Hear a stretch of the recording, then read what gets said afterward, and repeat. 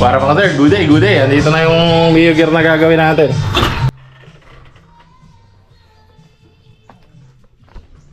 Mga upal! Pre, kamusta? Tama kayo sa video ako ha. Kamusta ba? Ito mga tropa ko to, marami kami pagkakwento nito pero ito muna gagawin natin. Nadali ng lasing daw to eh. Hindi, nantok lang. Tara mga sir, sisimulan na natin yung Mio gear ni tropa. Yun nga, ulit tayo. Basag yung headlight niya. Tapos putol yung side mirror holder. Tsaka nabasag daw yung dalawang side mirror. So, papalitan natin yung mga pesa. Ito na yung mga pesa niya. Side mirror, genuine. Side mirror holder na genuine. Ito, replacement na headlight. Pero, replacement lang siya pero okay naman. Tsaka approved naman to ni tropa kaya kabit natin to. Let's go. Yun nga mga sir, binaklas na natin yung mga kanyan tsaka yung mga kailangan palitan na pesa.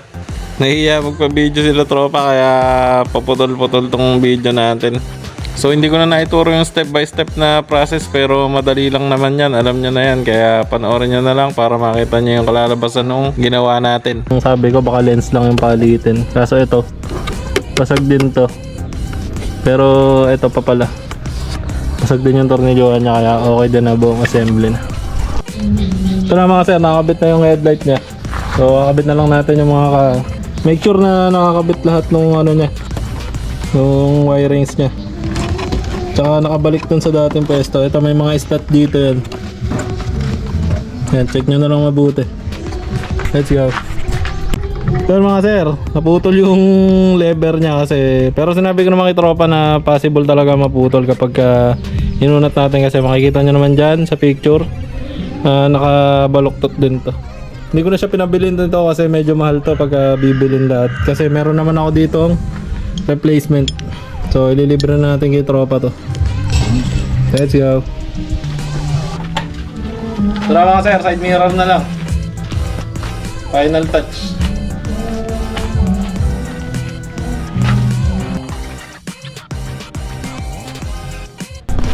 Tara mga sir, tapos na. Nakakabit na lahat yung pesa natin, yung headlight assembly, yung kanyang side mirror holder, tsaka itong bagong genuine na side mirror. Kasi ito mga sir, ito yung pinalitan natin na lever yung naputol. So replacement lang yan pero okay na yan. Let's go. Dito nga mga sir, pina-test drive na natin kay tropa para malaman kung okay naman yung mga kinabit natin. Wala mga sir, working. Ano na may dalawa Hazard, oh. Yung ano press, bright tsaka yung low.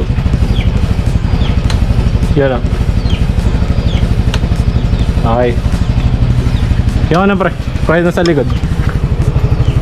Yun. Working. Okay. Ayan. Okay, fire.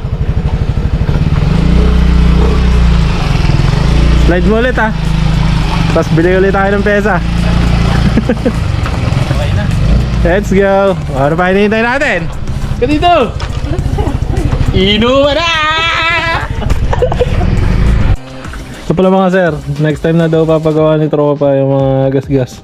Saka yan, paludo, inner fairing sa gilid, heat guard, bagong bago. Yan mga sir, ito na. Bayad na si tropa. Pre, salamat ha. Lumayo ko pa rito para pagawa yung motor mo. Bibigyan ko pa sa mamaya pagkatapos na video. Tapos na yung motor ni tropa. Bigyan ko sana siya ng bonus na ano eh. Lilinisin ko sana yung chassis niya tsaka yung panggilid. Pero kasi bago pa pala yung motor niya. 1.9 pa lang. So sa susunod na lang natin linisin yan. Tsaka nakaano pa to eh.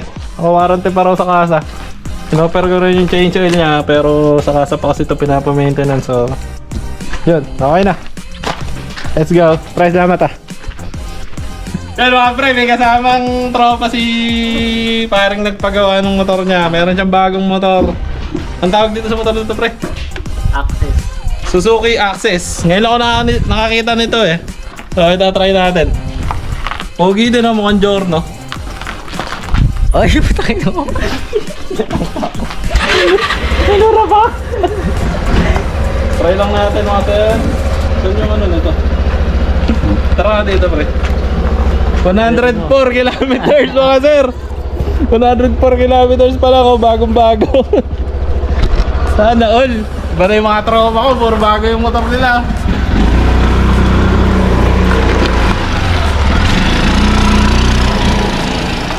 Dahil po lang.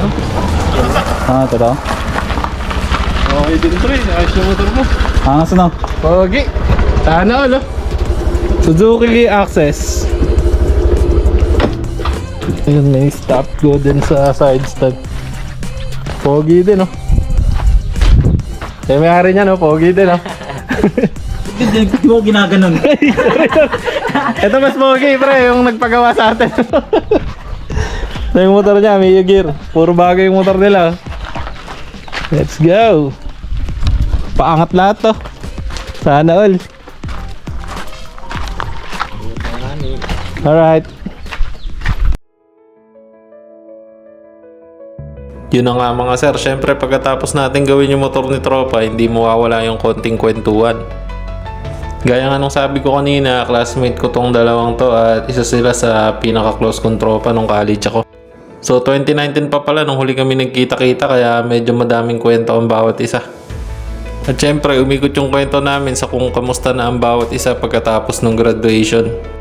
At yun nga, nalaman ko sila rin pala medyo nag-i-struggle sa career nila kasi marami din silang mga problema. May mga tropa kami na successful na at yung iba paangat na rin. Yun, nakikita ko sila sa Facebook na yung iba nasa ibang bansa, yung iba may negosyo. So nakakatuwa na makita na nagiging successful yung mga kaibigan namin. At yun, pangit man pakinggan pero before naiingit ako kasi parang napag-iiwanan na ako. Until na-realize ko na ginagawa ko naman yung best ko tsaka nagsubok na ako ng maraming bagay para maipanalo din yung buhay ko. At natutunan ko na hindi mo dapat kino-compare yung achievement ng iba sa nararating mo.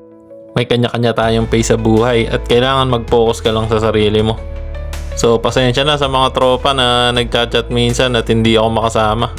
Hindi naman sa nagbago na, ganun lang siguro talaga, marami nang kailangang unahin sa buhay.